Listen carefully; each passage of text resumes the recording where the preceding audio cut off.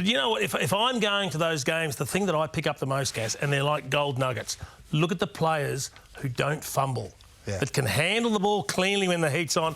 They are just... You can count them on one hand at times when it gets hot. And this is where you judge footy players. 100%. This is where reputations get made. So round 11 and, you know, the game's not that intense and it's rolling along and you've got 36 possessions and 28 uncontested. Well, it's going to read well. You might pick up 3 Brownlow votes, or you can be Lachie Neale on Thursday night and walk out there and drag your team across the line. You talk about not fumbling, you talk about clean, talk about start to finish, putting a team on your back. And this is what it's about. And it's the obvious highlight from this match. But without Lachie Neale, their season's gone. Which was different from the others in terms of the pressure. This is more of a This was a shootout. There was time and space for players, and the ball did zing around a little bit more in an uncontested manner. So if that's the case, Rui, is it an error from Richmond's coaches not to put time into Lachie Neale and to take away that time and space? Because 15 clearances, you're right. I mean, not that his reputation needed enhancing, Gaz, but should they have put work into it? Well, we're assuming they didn't. Or maybe they did and it just... Geez, if they did, some bloke didn't do a good job and should have been rolled over at some stage. Maybe that's the case. Well, for me anyway, your answer is the greatest no-brainer of all. Because he's been got before. When I say he's been got, he's been influenced. He's been quelled. It's happened before. And, you know, in terms of influence on this side, more than anyone, more than any player. So...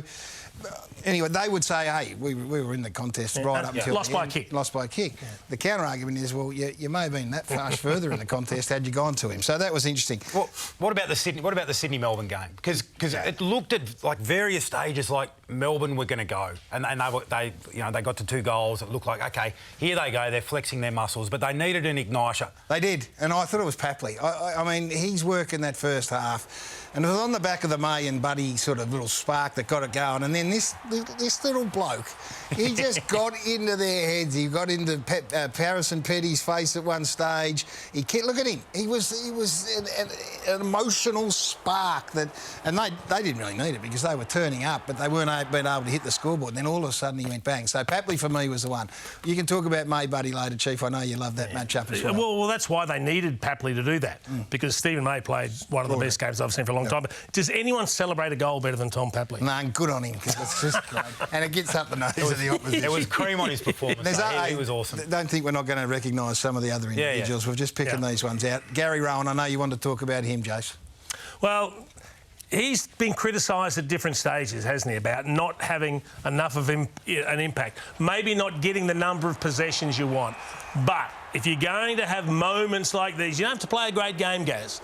But if you can get a couple of critical possessions or take that big mark and kick the goal that counts, that can turn a final. I thought Chris Scott handled the criticism of him perfectly last week, of Gary Rohan, because a lot of people came from him and Chris Scott said, well, why are we focusing on Gary Rohan? Because he's 15th player on our list, potentially. So what are we judging him on? Well, if he's a bottom 6 player for Geelong and the bottom 6 are delivering what he did on the weekend, no wonder they're in such good shape. I love how they got around him. Yeah, it was great. But I reckon, you know, hate and the haters can... I don't think it's hate. I mean, he has had some games in finals where he looked like Wayne Carey when he took that grab. The mark and the kick, and he was more than that. So I was thrilled for him as well. Then you go to the Fremantle game, and they're getting their pants pulled down. Brayshaw is keeping them in it, and then Sarong takes them to where they need to go. Which he was the guy that got it done in round 23 as well, when they had a top 4 spot up for grabs, and they needed to win that game. So it was Sarong in the second half, both 2 weeks in a row. And how exciting for this Fremantle Football Club that you've had the experience of Fife and these guys. It's the new age, and they think they're great internally, Brayshaw and Sarong, and the rest of the footy world, I think, has probably been a little bit slow to recognise the greatness. But when they do it on that stage for us all to see, well, then you go, OK, we see it. They're great. We know you guys have been riding this train for a while, and they're super young players. Quarter time and early into the second quarter, I was feeling for Justin Longmuir because he's sitting there watching a team that nothing has gone right for. No one's playing at the level they probably should be playing at. The bounce of the ball, the freak, you name it, everything went wrong. But then these two went to work and they just picked that team up. And I was super impressed because of the lack of experience in these two players. I was really keen to watch Andrew Brayshaw because he's the MVP. which is great during the home and away season. And, you know, you just go about your business and he's over in the West. No one really takes much notice. Hey, on the big stage of finals, you do. And that's why you've got to get your house in order as a team, because these players want to play finals. They want to be able to do what Andrew Brayshaw and Caleb Sarong did.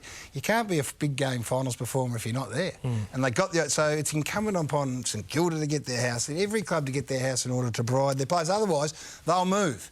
Papley was the other one, and it was an interesting study, I know. His first quarter or first half continued on a run of finals footy in the past 3 games or so that has just been crazy. Look at this. His finals record and game rating in his last 5 outings suggests that suggests everything that we know about him. It dried up a bit post-game. It dried up... Sorry, post-game. Post-half-time. Post-half-time in the grand final. How much responsibility does he take in terms of that? I know you're a bit of a harder marker. Well, no, it's just... So, when you're the captain and the tide's moving against you, so second half last year in the grand final, the way Melbourne were able to walk out of centre bounce, we looked at some clips last year of Liberatore and Bontempelli getting sucked in, and so second half again. So, does he need more soldiers or different types of soldiers around him when the tide's moving against him so that he can continue to do what he does and whack away? Or is he responsible for stemming the tide? I think that's the question I think they need to answer, because they've got a lot of forward runners in that midfield. You can't do it on your own. Balance, isn't it? Yeah. Balance. No Liberatore there hurt. Big time. Big time. Absolutely did.